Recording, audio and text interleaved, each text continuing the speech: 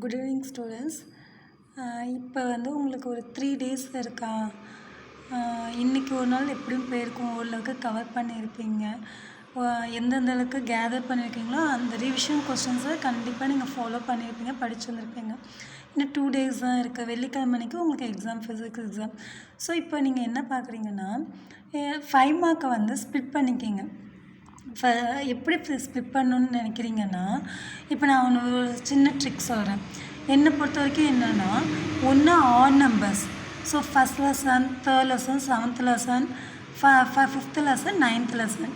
இல்லையா நம்ம ஈவன் நம்பர்ஸ்க்கு போகணும். 2, 4, 6, 8, 10. ஸோ இப்போ இந்த இதை நீங்கள் ஃபஸ்ட்டு கேட்டகரியை பிரிச்சுக்கோங்க. எது வேணால் சூஸ் பண்ணிக்கோங்க. நீங்கள் எழுத போகிறது மொத்தம் எத்தனை எழுத போகிறீங்க? 5 மார்க்கு தான் எழுத போகிறீங்க. ஸோ அப்போ நீங்கள் வந்து மொத்தம் உங்களுக்கு 11 யூனிட் இருக்குது. கரெக்டாக? 11 யூனிட் இருக்குது. ஸோ அப்போ இத்தனை யூனிட்லேயும் இவ்வளோ கொஷின்ஸ் இருக்கே, நம்ம எப்படா இவ்வளோதையும் படிக்கிறது, எந்த கொஷின் வரும் வராது நம்மளுக்கு தெரியாது. அதுக்கு தான் நான் சொல்கிறது வந்து ஃபஸ்ட்டு ஸ்ப்ளிட் பண்ணிக்கணும். எந்த யூனிட் நீங்கள் படிக்கிறீங்கன்னு கன்ஃபார்ம் பண்ணிக்கணும்.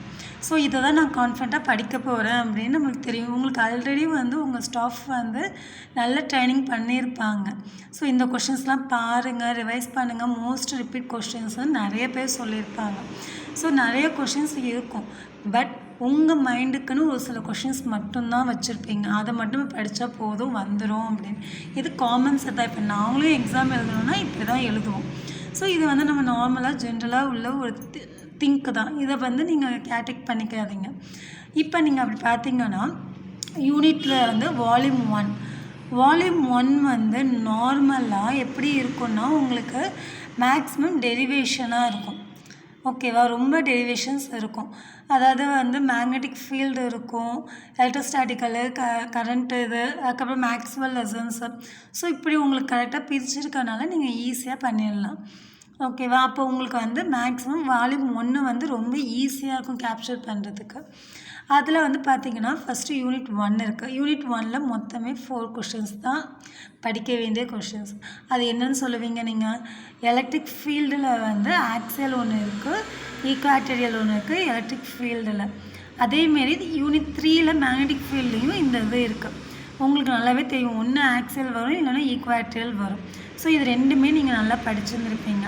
அடுத்தது வந்து என்னென்னா எலக்ட்ரோஸ்டாட்டிக் பொட்டென்ஷியலில் வந்து எலக்ட்ரிக் டைபோல் கொஷின்ஸ் ஒன்று இருக்குது. அது வந்து அடிக்கடி கேட்டுட்ருக்காங்க. மோஸ்ட் ரிப்பீட் கொஷின்ஸ் கேட்டுட்ருக்காங்க. இது வந்து எப்படின்னா ஃபஸ்ட் ஆஃபாக இருக்கும். இப்போ நான் சொல்கிறது வந்து யூனிட் 1லே இது வந்து ஃபஸ்ட் ஆஃப். அடுத்து யூனிட் 2 வந்து, அதாவது இந்த யூனிட் 1லே அடுத்த 2 கொஷின்ஸ் வந்து செகண்ட் ஆஃபாக இருக்கும். ஸோ அப்போ ஒரு யூனிட்னு இருந்துச்சுன்னா 2 ஆஃபில் கண்டிப்பாக கொஷின்ஸ் இருக்கும். அவங்க கேட்குறது வந்து எப்படி கேட்பாங்க உங்களுக்கு? ஃபஸ்ட்டு எய்தர் சாய்ஸ் வந்து என்ன கேட்பாங்கன்னா, அவங்களோட இது வந்து என்னென்னா, இப்போ 1 லெசன், இப்போ ஃபஸ்ட்டு லெசன்லேருந்து கொஷின் கேட்குறாங்க. நான் இங்கே சின்னதாக ஷார்ட்டாக போடுறேன். ஃபஸ்ட் லெசன்லேருந்து கொஷின்ஸ் கேட்குறாங்கன்னா அடுத்தது வந்து 10th லெசன். ஸோ ஒரு ஆட் நம்பர் ஒரு ஈவன் நம்பராக தான் இருக்கும். இல்லைன்னா சம்திங் ரெண்டுமே ஈவனாக இருக்கலாம். 2 ஈவனாக இருக்கும், இல்லைன்னா என்னது 2மே ஆடாக இருக்கலாம். இந்த கேட்டகிரியில் தான் அவங்க பிரிப்பாங்க. ஸோ ஒன்று ஆடு ஈவனு, ஈவனாக ஆடு ஈவன். அப்போ உங்களுக்கு அந்த லெசன்ஸோட கேட்டகிரி தெரிஞ்சிடும். அப்போ நீங்கள் ஃபஸ்ட் லெசன் நல்லா படிச்சிருந்தீங்கன்னா 10th லெசன்ஸ் வந்து லைட்டாக பார்த்துக்கலாம். ஓகேவா?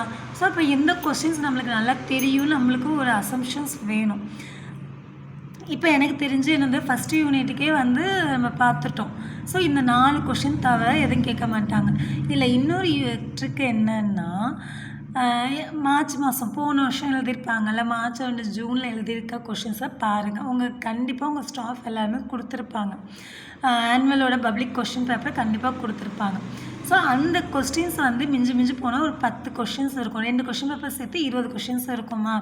அந்த 20 கொஷின்ஸுமே நீங்கள் லாஸ்ட்டாக பாருங்கள். அந்த 20 கொஷின்ஸுமே என்ன பண்ணுறீங்க? லாஸ்ட்டாக பாருங்கள். அதை தவிர்த்து மற்ற கொஷின்ஸ்க்கு ஃபோக்கஸ் பண்ணுங்கள். அப்படி பண்ணிங்கன்னா உங்களுக்கு கொஷின்ஸ் ரொம்ப ஷார்ட்டாக இருக்கும். என்னை பொறுத்த வரைக்கும் இப்போ இந்த ஆக்சியல் ஈக்வேரியல் வெக்டர் வந்து இப்போ லாஸ்ட்டு இதெல்லாம் கேட்கல. ஸோ அப்போ அது கன்சிடர். ஓகேவா? அப்போ இது கன்சிடரு, வான் டெ கிராஃப் கன்சிடரு. உங்களுக்கு டைம் இருந்துச்சுன்னா எலக்ட்ரிக் டைபோல் படிச்சுக்கோங்க. ஓகேவா? யூனிட் 2ல் 4 கொஷின் தான். ஸோ இஎம்எஃப் 2 செல் வந்து கேட்டுட்டாங்க ஆல்ரெடி. அப்போ நம்ம என்ன பண்ண போகிறோம், ஃபஸ்ட் ஆஃப் பார்க்க போகிறோம், செகண்ட் ஆஃப் பார்க்க போகிறோம். அப்படி பார்த்தா மைக்ரோஸ்கோப்பிக் இம்பார்ட்டண்ட்டு, வீஸ்டோனு இம்பேர்டு. இங்கே டைம் இருந்துச்சுன்னா மீட்டர் பிரிட்ஜு பார்த்துக்குங்க. ஓகேவா? இப்போ ஒவ்வொரு யூனிட்லேயும் 2 கொஷின்ஸ் நம்மளுக்கு கண்டிப்பாக தெரிஞ்சிருது. ஓகே, அடுத்த தேர்ட் யூனிட்டில் வந்து பயோசாவர்ட் லாவோட long current carrying conductor wire ஒன்று இருக்குது. அந்த ஃபஸ்ட் ஆஃபில் உள்ளது. அல்லனா லாஸ்ட் ஆஃபில் சைக்ளோட்ரான். இதுக்கு இடையில ஒரு கொஷின் என்னன்னா, ஃபோர்ஸ் பிட்வீன் 2 பேரல் கொஷின்ஸ், அந்த ஒரு கொஷின் பார்த்துட்ருக்கோம். நிறைய கொஷின் பேப்பரில் அது ரிப்பீட் ஆகிட்டே தான் இருக்குது. ஆனால் உங்களோட ஃபோக்கஸ் வந்து என்னது, இதை ரெண்டுத்தையும் கிளியராக பார்த்துட்டிங்கன்னா இது கடைசியாக பார்த்துக்குங்க. எனக்கு தெரிஞ்சு இப்போ தேர்ட் லெசன்ஸ் வந்து ரொம்ப மேக்ஸிமம் கேட்கலன்னா அப்போ தேர்ட் லெசனுக்கு ஃபோக்கஸ் பண்ணுங்கள். ஓகேவா? நெக்ஸ்ட்டு வந்து என்னது உங்களுக்கு ஃபோர்த் லெசன்ஸில் மொத்தமே வந்து 3 கொஷின்ஸ் தான். அதுலேயும் ஃபஸ்ட் ஆஃப் செகண்ட் ஆஃப்னு உங்களுக்கு தெரியும். ஸோ ஆர்எல்சி மெத்தடு, M21 இதெல்லாம் இன்னும் கேட்கல. இது குவார்ட்டர்லி ஆஃப்லியில் இருந்திருக்கும். இஎம்எஃப் 1 சைக்கிள்லாம் வந்து ரொம்ப ரேரு. ஸோ இப்போ எது ரேரான கொஷின்ஸோ அதை ஃபோக்கஸ் பண்ணுங்கள். ஓகேவா? அதுக்கு டிரான்ஸ்ஃபார்மர் ஈஸி, அதுவே ஆர்எல்சி சர்க்யூட் ரொம்ப ஈஸி, சிங்கிள் ஏசி ஜென்ரேட்டரும் ஈஸி. இதில் ஏதாவது ஒன்று ஃபோக்கஸ் பண்ணிக்கோங்க.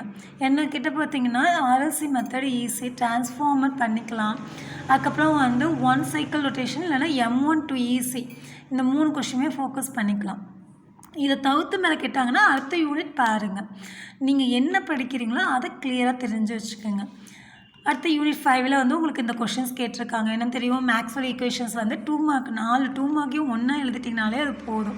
அடுத்த ப்ராப்பர்ட்டிஸ் ஆஃப் எலக்ட்ரோமேக்னெட்டிக் ரேஸ் வந்து 2 மார்க்லேயும் கேட்கலாம், 3 மார்க்லேயும் கேட்கலாம். நம்மளுக்கு படிக்கிறது வந்து என்னென்னா அப்சர்வேஷன் ஸ்பெக்ட்ரம் கேட்டு முடிச்சுட்டாங்க. ஸோ அப்போ எமிஷன் மட்டும்தான். ஸோ இது வந்து உங்களுக்கு 3 மார்க் கன்சிடரில் இருக்கனால இது ஒரு சாய்ஸ், அவ்வளோதான். யூனிட் 6ல் வந்து ஃபியூஸ் மெத்தட் கேட்டு முடிச்சுட்டாங்க.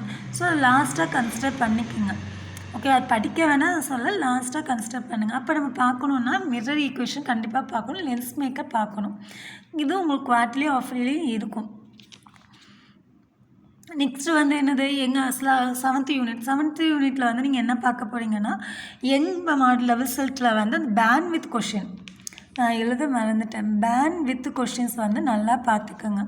இல்லையா காம்பனண்ட் மைக்ரோஸ்கோப் இல்லை ரிசால்விங், ஏதோ ஃபஸ்ட் ஆஃப் ஒன்று பாருங்கள், செகண்ட் ஆஃப் பாருங்கள். ரெண்டில் ஏதோ ஒன்று நம்மளுக்கு கிளிக் ஆகிடும். ஓகேவா? இந்த 3 கொஷின்ஸ் தான் இதில் இம்பார்ட்டண்ட்டு.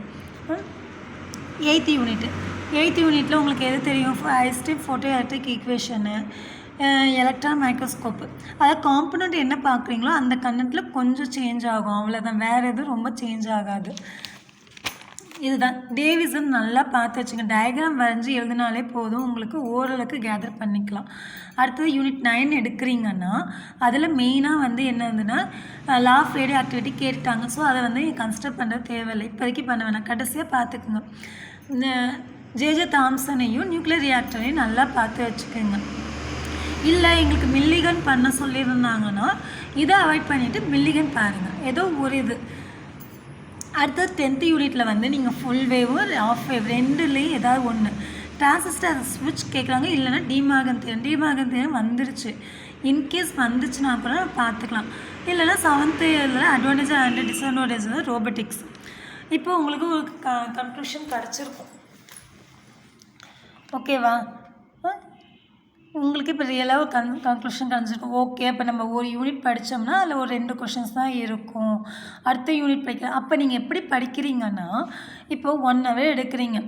இப்போ நான் வந்து மார்னிங் வந்து 6 to 7 o'clock எடுக்கிறீங்கன்னா 5 மார்க்குக்கு ஃபோக்கஸ் பண்ணுறீங்க. 5 மார்க் ஃபோக்கஸ் பண்ணுறப்ப எப்படி பண்ணுறீங்கன்னா, தொடர்ந்து ஒரு யூனிட் படிக்கக்கூடாது. இப்போ வந்து யூனிட் 1லே வந்து எல்லா கொஷினுமே படிக்கக்கூடாது. யூனிட் 1 இல்லை யூனிட் 3 இல்லை யூனிட் 5. ஸோ ஆல்டர்னேட்டிவாக படிக்கணும். இப்போ 1 hourக்கு 3 கொஷின் உங்களால் கேப்சர் பண்ண முடியுதுன்னா அடுத்த ஒரு 1/2 hour வந்து பிரேக் பண்ணிக்கோங்க. 1/2 hour வந்து உங்களுக்கு என்னது, 1/2 hour வந்து என்ன பண்ணுறீங்க, பிரேக் பண்ணிக்கோங்க. நெக்ஸ்ட்டு வந்து நீங்கள் என்ன பண்ண போகிறீங்க, 7:30க்கு மேலே 7:30 to 8:30 வந்துச்சுன்னா அடுத்த 5 மார்க்கு.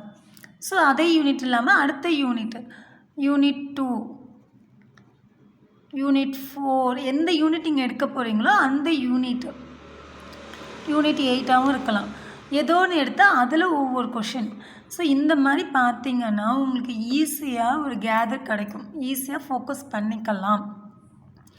நீங்கள் எழுத போகிறதும் என்ன பண்ண போகிறீங்க, 5 மார்க்குன்னு யூஸ் பண்ணிங்கனாலே என்ன பண்ண போகிறீங்க, ஃபிசிக்ஸ்னாலே ஃபஸ்ட்டு டெஃபினேஷன் எழுதணும். அது 2 மார்க்கில் இருந்தாலும் சரி இல்லைனாலும் சரி அந்த இது டெஃபினேஷன் எழுதிடுங்க. ஒரு 5 மார்க் ப்ரொசீஜர் இது தான். என்ன கண்டென்ட் கொடுக்குறாங்களோ அதோட டெஃபினேஷன்ஸ் எழுதணும். தென் அதோட கன்ஸ்ட்ரக்ஷன், நீங்கள் என்ன பண்ணுற அந்த எந்த கொஷினோட கன்ஸ்ட்ரக்ஷனோ அதை எழுதணும். அடுத்தது வந்து என்னது, ஒர்க்கிங் ப்ராசஸ். ஓகேவா, ஒர்க்கிங் ப்ராசஸ். தென் அடுத்தது வந்து என்னென்னா கன்க்ளூஷன். அதில் என்ன சொல்ல வந்திருக்காங்க, இல்லைன்னா அட்வான்டேஜ் அண்டு டிஸ்அட்வான்டேஜஸ் சொல்லுவீங்க. இது நார்மலாக ஒரு தியரி கொஷின்ஸ்க்கு யூஸ் ஆகும். அதுவே டெரிவேஷன் கொஸ்டினாக இருந்துச்சுன்னா நீங்கள் டெஃபைன் ஃபஸ்ட்டு எழுதுங்க. டிஃபைன் எழுதி டயக்ராம் வரைங்க. எல்லா கொஷினுக்குமே டயக்ராம் இம்பார்ட்டண்ட். அந்த டயக்ராமை வச்சு அந்த கேல்குலேஷனை கொண்டுட்டு வாங்க, டெரிவேஷன் பார்ட்டை கொண்டுட்டு வாங்க. ஓகேவா, ஒரு டெரிவேஷன் பார்ட்டை நீங்கள் மேக்ஸ் ஸ்டூடெண்ட்டாக இருப்பீங்க, கண்டிப்பாக ஃபிசிக்ஸ் ஸ்டூடெண்ட்ஸ் வந்து மேக்ஸ் ஸ்டூடெண்ட்ஸாக இருப்பீங்க. ஒரு ஸ்டெப்லேருந்து இன்னொரு ஸ்டெப் பண்ணிங்கன்னா உங்களுக்கு கொஞ்சம் பேஜஸ் லென்த் ஆகும். ஓகேவா, அதாவது வந்து இந்த கண்டென்ட் அப்படியே தான் வாந்தி எடுக்கணும், இதில் இருக்கிற விஷயத்த அப்படியே நம்ம போய் அதில் எக்ஸிக்யூட் பண்ணணும் அப்படின்னு மைண்ட் செட் பண்ணாதீங்க. ஓகேவா, அவங்கள்ட்ட ஒரு சின்ன கீவேர்டு இருக்கும். எல்லா 12th பேப்பர்ஸ் திருத்துறவங்கள்ட்டையும் ஒரு கீவேர்டு இருக்கும். அந்த கீவேர்டு மட்டும்தான் உங்களுக்கு கன்சிடர் பண்ண முடியும். ஓகேவா, ஸோ நம்மளுக்கு இப்போ ஒரு கொஷினில் எதெல்லாம் மெயின் கீவேர்டுன்னு தெரியும். ஸோ அப்போ மெயின் கீவேர்டை வந்து தெரிஞ்சு வச்சுக்கோங்க. இதை வச்சு கூட நீங்கள் ஓனாகவே சென்டென்ஸ் மேக் பண்ணுங்கள். மேக் பண்ணி எழுதுங்க. இந்த கொஷனுக்கு இவ்வளோ தான் விஷயம் இருக்குது, அதை அண்டர்ஸ்டாண்ட் பண்ணிக்கோங்க. இதில் என்னென்ன நடக்குது, இந்த ஒர்க் இதோட ப்ராசஸ் இப்படி தான் போயிட்டுருக்கு அப்படின்னு தெரிஞ்சிட்டிங்கனாலே உங்களுக்கு வந்து ஃபிசிக்ஸ் வந்து டஃப்பாகவே தோணாது. என்றைக்குமே அது வந்து நோ டஃப். என்னை பொறுத்த வரைக்கும் அது என்னது, நோ டஃப்னா சொல்லலாம். ஈஸியான மெத்தடில் நீங்கள் ஈஸியாகவே படிக்கலாம். நான் வந்து நார்மலாக சொல்கிறேன், கைட் பார்த்து படிக்கிறீங்களோ இல்லை நோட்ஸ் பார்த்து படிக்கிறீங்களோ எதில் பார்த்தாலுமே சரி, ஒரு சின்ன நோட்ஸ் நீங்கள் கையில் எழுதி வச்சுக்கிட்டு அதை பார்த்திங்கனாலே போதும். உங்களுக்கு எதுவுமே வந்து ஈஸியாகவே இருக்கும், இது கஷ்டமாக இருக்கணும்னு தோணாது. என்னை பொறுத்த வரைக்கும் இந்த மெத்தடில் படிச்சிங்கன்னா கண்டிப்பாக நீங்கள் வந்து எல்லா 5 மார்க்கையும் எழுதிடலாம். So wish you all the best. நல்ல ஒரு ட்ரிக் மெத்தடோட படிங்க. இது கண்டிப்பாக யூஸ் ஆகும்னு நினைக்கிறேன். இந்த வீடியோ உங்களுக்கு யூஸ் ஆனிச்சுன்னா எனக்கு கமெண்ட் பண்ணுங்கள். Thank you so much.